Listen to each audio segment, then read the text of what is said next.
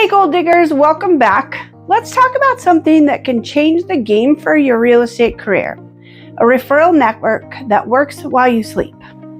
Imagine clients coming your way not from ads, but from people who trust and recommend you. Sounds amazing, right?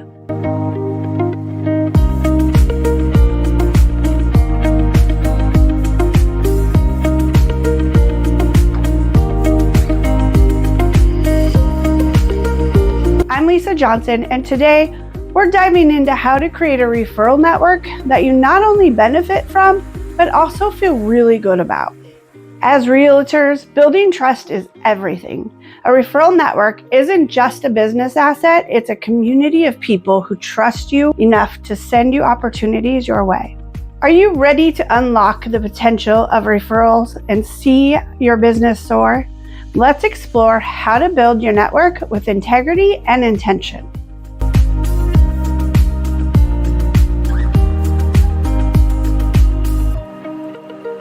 First, let's talk about why referrals are more than just nice to have.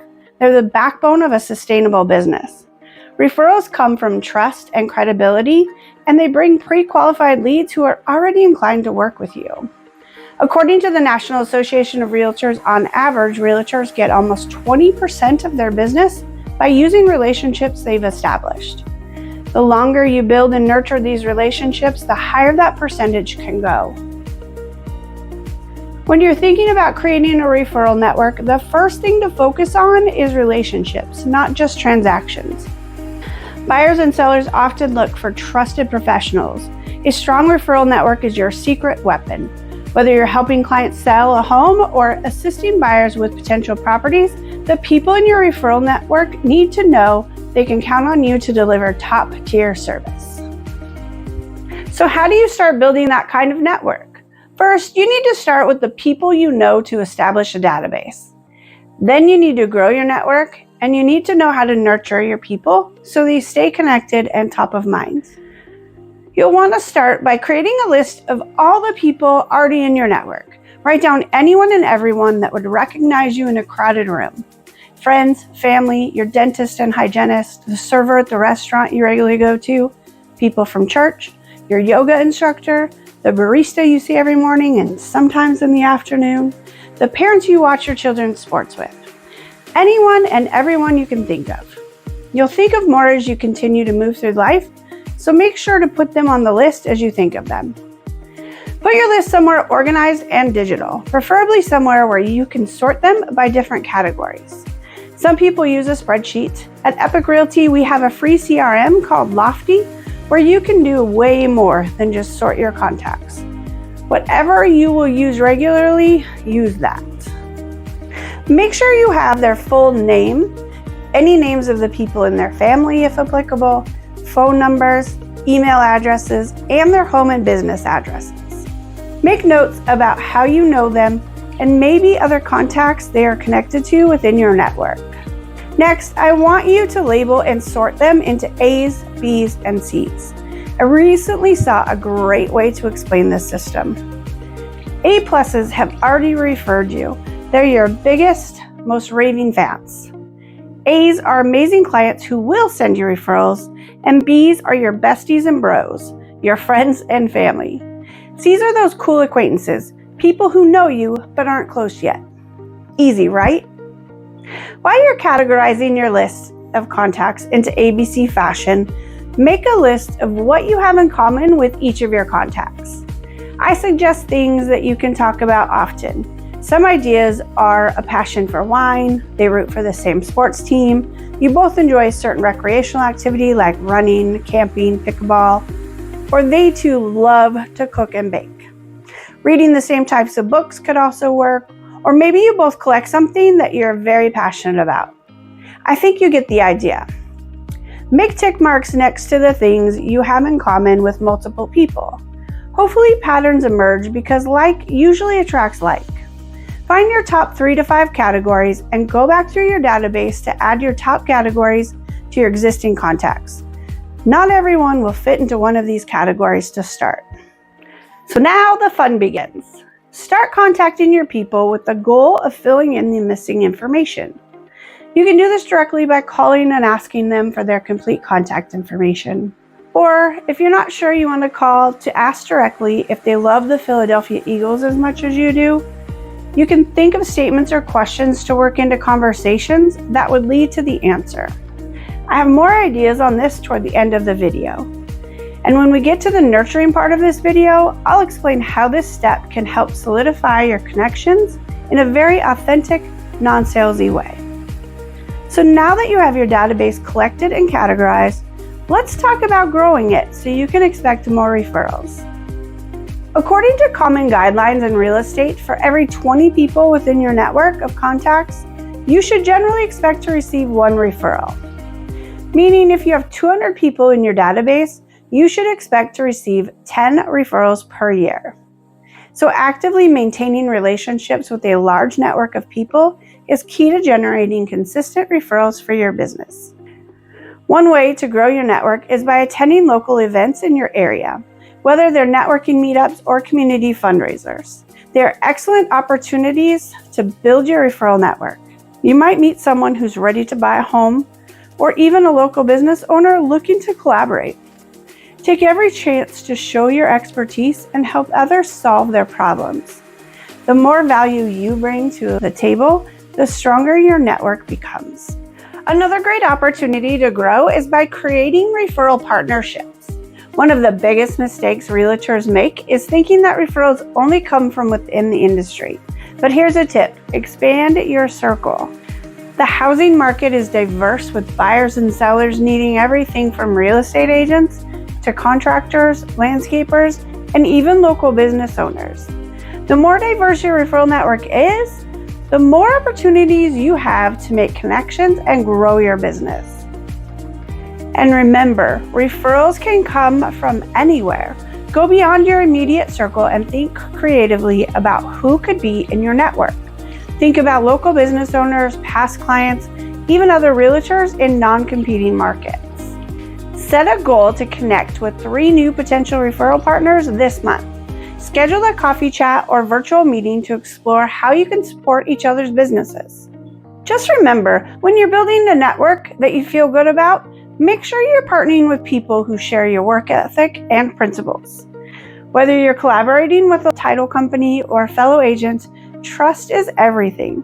Be selective about who you bring into your circle, and be sure your referrals are people you genuinely want to do business with. You can also add contacts to your list and do something wonderful for your community at the same time by volunteering. Find a charity or event you're passionate about and help where help is needed. Get to know the people that are also helping, as well as those leading the charge. I'm sure you'll have something in common with them, because like attracts like, and you will know you share at least one passion. Another fantastic way to grow your network is by connecting with agents that are in non-competing markets. You can meet them by attending conventions or getting involved in industry organizations like the Women's Council of Realtors or Young Professionals Network, or by getting involved in your state-level association. Now let's talk about how to keep your referral network feeling authentic and aligned with your values. It's not enough to just connect once and wait for the referrals to come in. And it isn't just about asking for favors. It's about creating genuine, reciprocal relationships. It's easy to get into transactional mindset, but that's not what we want. We want to nurture these relationships. Always lead with value. Whenever you're working with other professionals, such as mortgage brokers or home inspectors, make sure you're adding value to their businesses too. It's all about creating mutual benefit. And when you make people feel good about sending business your way, those referrals will keep coming. To harness this power, start by identifying your top 5 advocates, those clients or colleagues who truly believe in your work. Reach out to each of them personally this week to express your appreciation and discuss how you can mutually benefit from a referral partnership. Ask your advocates how they like to receive referrals.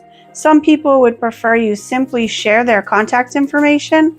Others would like a warm introduction through a group text or an email. Still others might want you to ask the referral if it's okay that you share their contact information with your referral partner. Be prepared to explain how you like to receive referrals as well. Let them know how you'll respond to their referrals and ask about their expectations of updates throughout the process. Be sure they know their referrals will be in great hands. Setting those expectations is a great foundation for a great partnership. One of the easiest ways to nurture your referral partners is to always remember referrals are a two-way street. If someone sends you business, be sure to return the favor whenever you can. Whether you're helping a client stage their home or recommending a local lender, sharing referrals boosts trust and strengthens relationships. Everybody wins. When you're nurturing relationships with all the people in your database, the first step is coming up with a plan that you can stick to. Some people like to make different plans for their A pluses than their Bs, and it makes perfect sense. Their A pluses get more touches, and those touches are more genuinely personal. Many people send their A pluses gifts and treat them to lunch throughout the year. At the very least, your plan should be to reach out to your contacts on a regular basis. You can do this by phone calls or email campaigns, a physical or digital newsletter, birthday cards, home anniversary gifts, or anything else you can think of. There's a general thought that 33 touches per year is a good number to stay top of mind. But don't panic, 33 touches is easier than it sounds. You can set up a monthly email about something relevant and related to homeownership. That's 12. Send everyone a monthly newsletter or market update. That's 24 right there. And don't forget birthday cards, home anniversary cards, and holiday cards. It's 25, 26, and 27. Reach out on social media or text when you see something exciting has happened in their life, like a new puppy or a grandchild. Depending on the contact, that probably happens 4 to 5 times a year. That puts you at 32. You can and you should send everyone on your list an equity update letter each winter or spring to update them on the market in their neighborhood and an approximate value of their home. You can offer to do a complete CMA if they would like you to. Now we're up to 33. Easy, right? So finally, you could send emails to those you have things in common with throughout the year that are personal and elicit a response so you can engage in conversation with them. Let me explain this one in a little more detail. Let's say you have 39 contacts that all love wine the way you like wine. You can use your CRM and craft an email that says something like this. Contact first name. Hey, it's been a little bit. I hope you're doing great. I was thinking about you this weekend. My friend and I went to Arborcrest Winery on Sunday to enjoy live music and have a picnic. The views were spectacular. Here's a picture of us having a great time. Have you ever been to Arborcrest? Anyway, I was thinking about you and wanted to let you know. Have a great day, Lisa. You can set this up to send as a mass email to everyone on your list that loves wine, but it feels very personal to each contact. It contains a question not about real estate, and it begs for interaction. And best of all, it is about something your contact loves. You have just attached yourself to a good feeling in their mind, and you can do this multiple times a year without being salesy. When you send these types of emails, be sure to keep an eye on your inbox and respond as soon as you can. No matter what they say, reply to them. The following month, you'll send a similar email to everyone in your database that shares a different interest. And yes, it's okay to send emails about wine one month, and another month sends the same contact an email about a different interest you share. Just be careful not to put one person on all of your lists. It could get to be too much and have a negative effect. Most of these touches you can set up at the beginning of the year and not have to play an overly active role in them all of the time. Better yet, if you have an amazing virtual assistant like I do, this is a great task to delegate. Of course, the personal emails you'll want to create at the time you send them. At the beginning of January, you won't know what weekend you're going to Arborcrest in the summer, and you won't have the picture to share. So earlier, I promised to share the secret of learning what you have in common with your contacts so you can categorize them accordingly. One way is to include them on an email about one of your common interest categories that you've created. For example, if you're curious if John Doe roots for your football team or football in general, send him one of the emails you send to your football fans category. If your email asks, "Did you see the Eagles win yesterday?" and Saquon Barkley's one-handed catch for the go-ahead touchdown in the third quarter, and your contact responds with, "I don't really watch much football," you know not to include them on any more of those emails, right? You've done no harm by sending the initial email, and you've learned something important. Be selective about how often you do this to the same contact, though. I wouldn't send them a fact-finding email every month. You can also slip questions into conversations with the hopes of categorizing your contacts. Make it sort of a game and part of your routine. Develop questions you can easily slip into conversation that provide results. When you're showing a home to clients you recently met, bring up something you did over the weekend that you love that's one of your categories, and ask a question about it.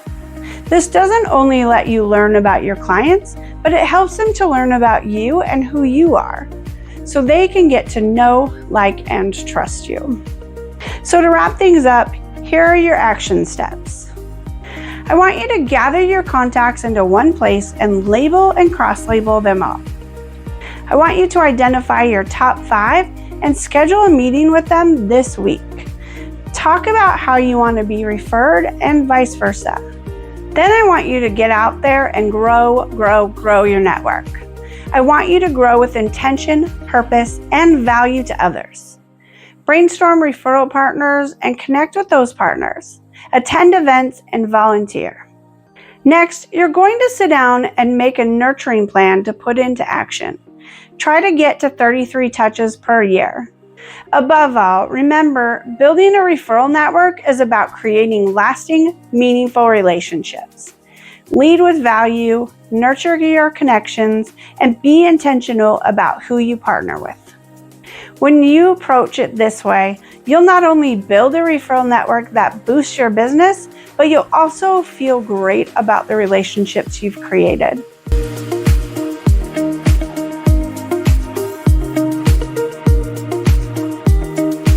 Thank you so much for watching, Gold Diggers. Let me know in the comments, how are you building your referral network? I'd love to hear your strategies. Until next time, keep digging for those goals. Thank you again for watching our video on creating referral networks. Don't forget to like and subscribe and join our Facebook group. The link is in the description. Don't miss our next video about creating a personal brand for real estate agents.